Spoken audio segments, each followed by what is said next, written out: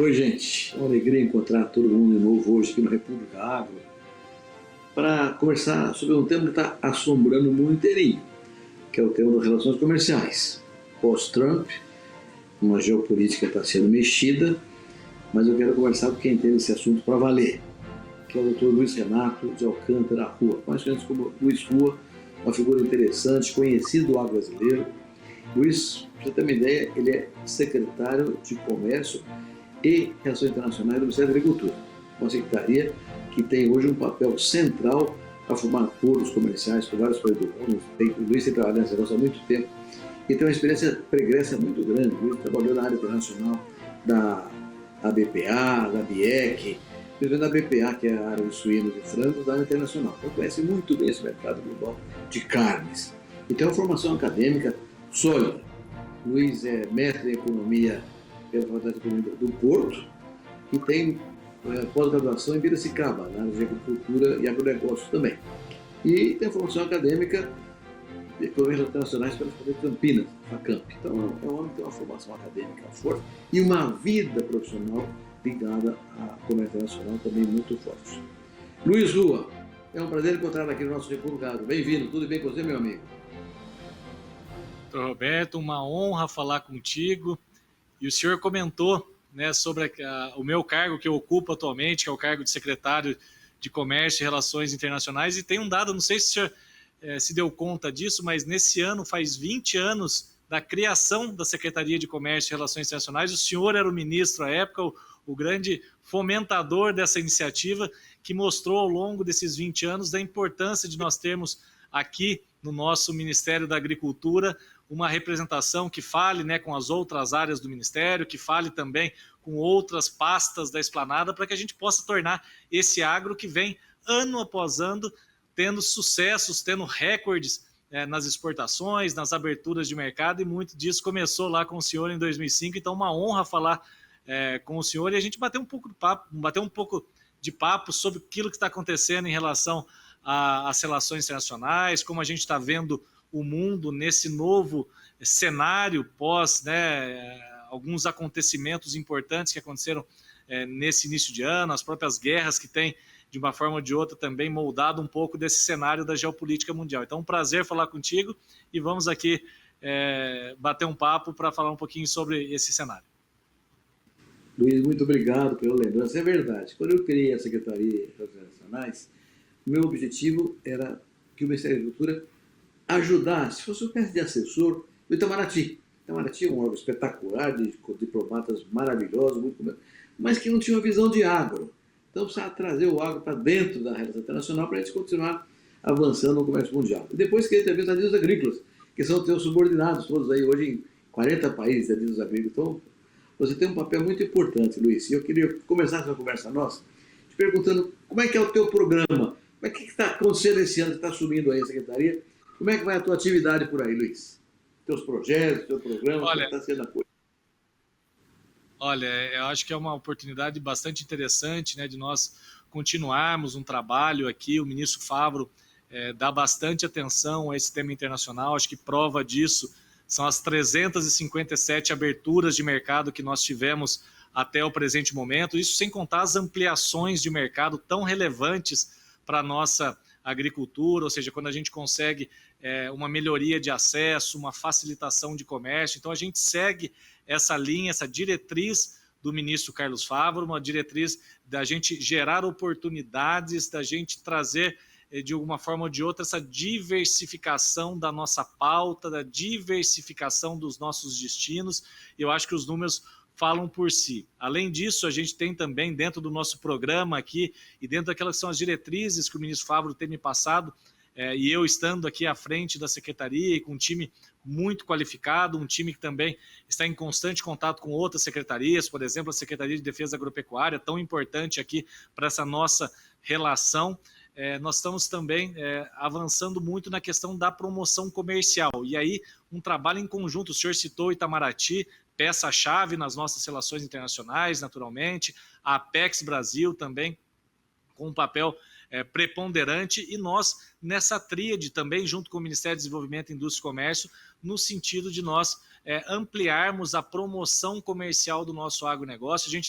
Eu tenho costumado dizer, ministro Roberto Rodrigues, que nós estamos abrindo muitas portas e agora a gente precisa ajudar o produtor, o exportador, especialmente aquele pequeno, aquele médio, aquela cooperativa, mas não só, todos os nossos produtores e exportadores atravessarem as portas, é muito importante. Então, essa é a nossa diretriz aqui. A gente tem uma série de programas relacionados à promoção comercial, então, no sentido de trazer informações estratégicas, é o caso do Agro Insights, que sai todo mês 76 relatórios, 38 de produtos de origem vegetal, 38 de origem animal, em que a gente traz oportunidades aonde os adidos nossos estão localizados.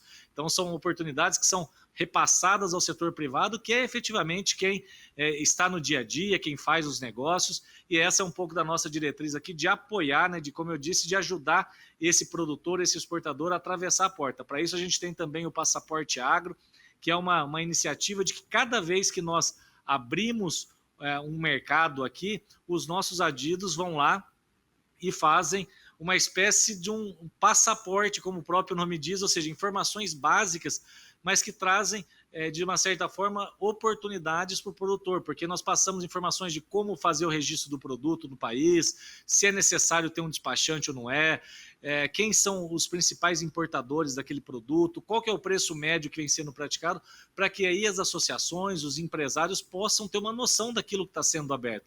A gente também está fazendo dentro desse nosso programa de promoção comercial, a gente está fazendo a caravana do agroexportador. Nós já fizemos 8 caravanas do agroexportador, temos mais 22 propostas ainda para esse ano de 2025, e que a gente entendeu que não adianta a gente estar aqui em Brasília e achar que o produtor, que o exportador virá até aqui para buscar informação. Então, o que a gente está fazendo? Né? Eu, assim como o senhor, somos do interior de São Paulo, né, sabemos da importância da gente levar a informação até o interior. Então, nós estamos interiorizando informações de como fazer o processo de exportação, como fazer o pedido de uma habilitação, tudo isso em conjunto com a Secretaria de Defesa Agropecuária, com a Apex, com o Banco do Brasil, que fala de financiamento, por exemplo, também aqui com a Apex Brasil, com o MRE, ou seja, todos os atores envolvidos para que a gente possa, de fato, levar para o interior do nosso país, que é onde se produz, é onde o nosso agro está, a gente levar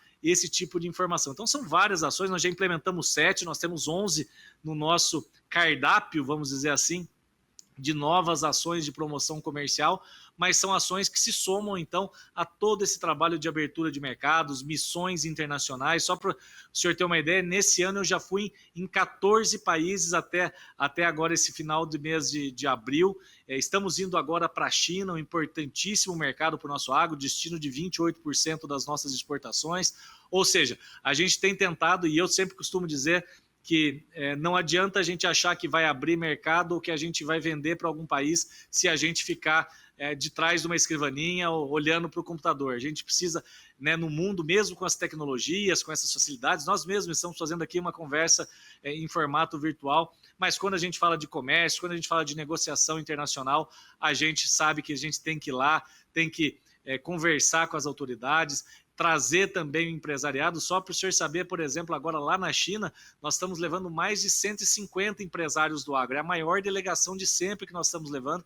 Então a gente tem muito essa diretriz do ministro Favaro de estarmos muito, muito próximos do setor privado, daqueles que fazem o comércio acontecer. Essa é um pouco da nossa dinâmica aqui, além de todas as outras questões atinentes à área. O senhor comentou muito bem, né, ter aqui os nossos 40 adidos agrícolas, que eu acho que são um bálsamo, de fato, o Brasil buscando e estando próximo dos mercados, estando próximo, tendo técnicos, pessoas que têm conhecimento de causa, que sabem discutir na vírgula, como a gente diz, algumas tecnicidades, e isso é muito importante, não à toa que a gente vem tendo esses números, e a ideia é que a gente siga, então, também apoiando a carreira dos adidos agrícolas, pensando eventualmente até em expandir num futuro próximo esse número, que hoje são 40 adidos agrícolas lotados em 38 postos, de maneira que a gente tenha cada vez mais presença de exterior, esses adidos possam atender também a sociedade civil. Essa é uma diretriz nossa, que os adidos conversem também com as associações, com os empresários, para que busquem oportunidades, porque assim o Brasil seguramente estará cada vez mais representado e cada vez com mais oportunidades de valor agregado no comércio internacional. Então, essa é um pouco, resumidamente, é um pouco da nossa atuação aqui e aquilo que a gente pensa do ponto de vista das principais diretrizes. Olha, gente, o que o secretário Luiz Rua está falando aqui é uma coisa, uma sabedoria imensa. Ele está dizendo uma coisa que nós aprendemos a duras penas e que ele é um comandante de processo. Não é ficar esperando que o comprador venha aqui. A gente tem essa fama de que o Brasil sempre ficava esperando que alguém venha comprar a gente aqui. A gente era comprado. E era assim mesmo no passado. Você tinha o IBC, o IAA, o governo fazia todo esse processo e nós ficávamos esperando aqui o comprador vir comprar aqui da gente. Isso, graças a Deus, mudou. E essa secretaria que o Luiz comanda é muito responsável por isso. Vai buscar lá. Você viu, ele falou a criação de 357 mercados só nesse governo com o Carlos Fávaro no Ministério da Agricultura. É espetacular. E os programas que ele está desenvolvendo são realmente magníficos. Luiz, você está me falando que você levava 150 empresários para a China agora, um programa espetacular para a China. Nós vamos ter que fazer um pequeno intervalo aqui, mas eu vou pedir uma pergunta para você vai pensando para responder depois do intervalo. A gente fala muito, Luiz, eu ouço muita gente falar, ainda hoje foi num congresso dele falando isso, a gente depende muito da China. A China é 1/3 do nosso mercado agrícola, crescendo, pode ser que aumente mais com essa guerra comercial entre China e Estados Unidos. Como é que você vê isso? Como é que você vê essa coisa entre Brasil e China, dependência recíproca, mas a China é estratégica, ela sempre vai procurando buscar alternativas. Queria que você pensasse para dar uma resposta daqui a pouquinho. Fazer uma interrupção rapidinha, a gente volta já, Luiz. Até já.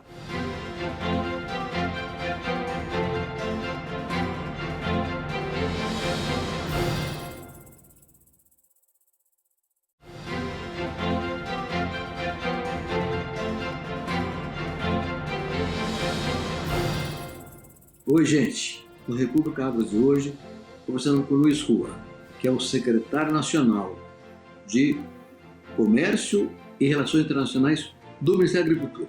Uma instituição que tem feito um trabalho espetacular para a agricultura brasileira. Você tem uma ideia, o Luiz já contou no primeiro bloco com a gente, que o atual governo já fechou 357 acordos comerciais com o país do mundo inteirinho, abrindo mercados para a agricultura exportar cada vez mais.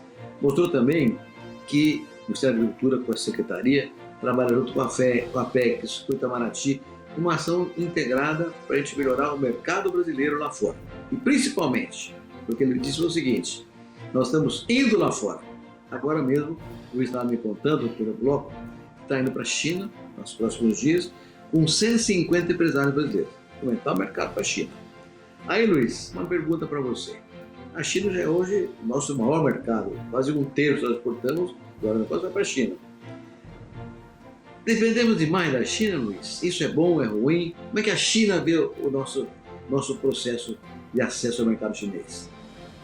Aproximadamente hoje 30% de tudo que a gente exporta no agronegócio vai lá para a China, mas a gente tem muito boas notícias. Ainda que o comércio seja concentrado, ainda tem uma concentração bastante forte, por exemplo, no caso da soja, um importante insumo lá para os chineses, a gente tem ampliado uma série de novas oportunidades para os nossos produtores exportadores. Veja que desde o ano passado nós abrimos o mercado para noz pecan, nós abrimos o mercado para uvas, nós abrimos mais para trás um pouquinho o mercado para melão, abrimos para alguns tipos de farinha e também abrimos para o gergelim, que agora já começa os primeiros embarques lá para a China.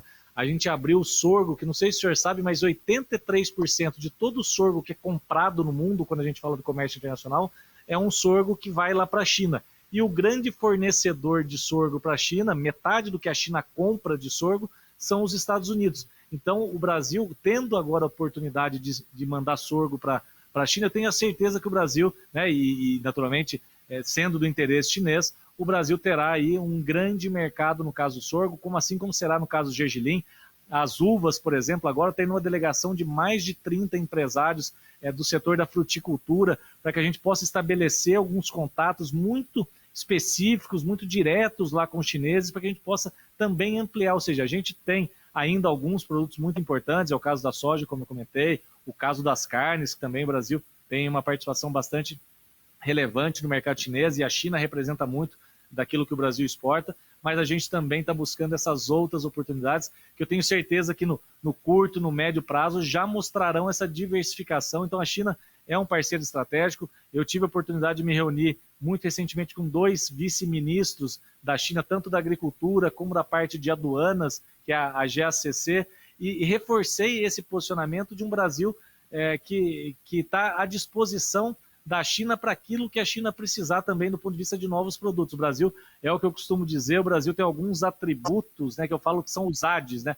O Brasil tem qualidade, o Brasil tem quantidade, né, que é a escala, o Brasil tem sanidade, que é tão importante nos dias atuais, onde a gente vê um monte de enfermidades pelo mundo afora, o Brasil tem sustentabilidade, o Brasil tem competitividade, ou seja, consegue entregar um produto competitivo, ou seja, o Brasil tem algumas características que o tornam quase único do ponto de vista do fornecimento de alimentos. E como o senhor bem diz, né, e eu tive a oportunidade de dizer ontem isso também na reunião em homenagem à Embrapa, o agro é paz, e eu acho que nesse momento que a geopolítica está toda conturbada, com conflitos, com guerra, nós somos agentes da geopolítica da paz. Eu acho que isso demonstra um pouco do que é o Brasil, seja para a China, seja para qualquer outro parceiro comercial que precise do Brasil, mas a China, naturalmente, tendo em vista a escala, a importância, né, e a relevância estratégica desse mercado lá da Ásia.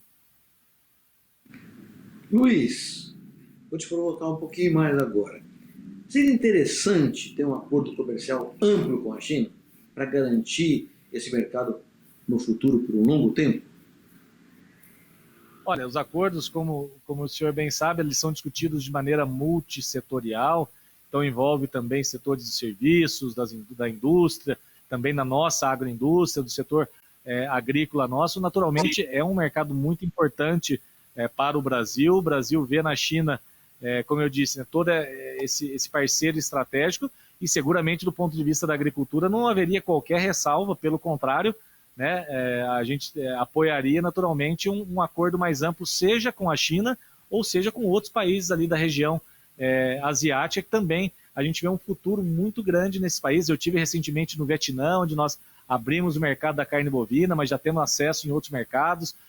Tive também nas Filipinas no mês passado, um mercado crescente, com renda, com urbanização, enfim, mercados que irão consumir mais os nossos produtos, as nossas proteínas animais, os produtos de origem vegetal, de maneira que a gente é favorável sempre a avançar nos acordos comerciais. Vídeo que aconteceu com a União Europeia, que a gente espera que esse ano também seja, de uma forma ou de outra, concluído as etapas burocráticas depois da conclusão das negociações em dezembro do ano passado, de maneira que o agro brasileiro é sempre favorável ao comércio. O agro brasileiro se criou, né, baseado no comércio, e a gente pretende continuar assim. A gente entende que é importante, inclusive, para que a gente não perca vantagens competitivas, porque quando a gente tem que pagar uma tarifa de 30% e eventualmente o nosso concorrente não paga nada de tarifa, isso nos desestimula a nossa produção, desestimula a nossa competitividade. Então, nós aqui seguramente sempre seremos favoráveis a desacordos, ressalvando que isso tem que ser uma construção coletiva com outros setores da economia também.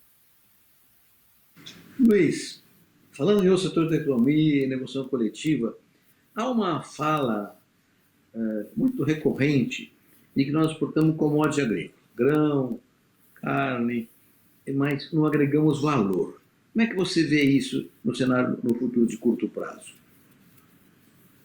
Olha, primeiro que eu não vejo isso como, ainda que sejam tidas como commodities, mas tem muita tecnologia envolvida. Vide o exemplo do que a Embrapa fez há muitos anos e que transformou o Brasil. Eu acho que, eu costumo dizer, né, que a nossa agricultura a gente olha de igual para todos os países do mundo, com o Brasil sendo referência em muitos casos. Veja o caso que nós não temos nenhuma enfermidade aqui de notificação obrigatória na Organização Mundial de Saúde Animal, e a gente vê países europeus, os Estados Unidos, países asiáticos com muitos problemas. E o Brasil tem um controle, um sistema de vigilância sanitária bastante forte e que nos possibilita acessar esses mercados. São mercados que a gente também trabalha, por exemplo, no caso das proteínas animais, com agregação de valor. A gente trabalha, só para o senhor ter uma ideia, por exemplo, a gente abriu 15 mercados para as castanhas e nozes.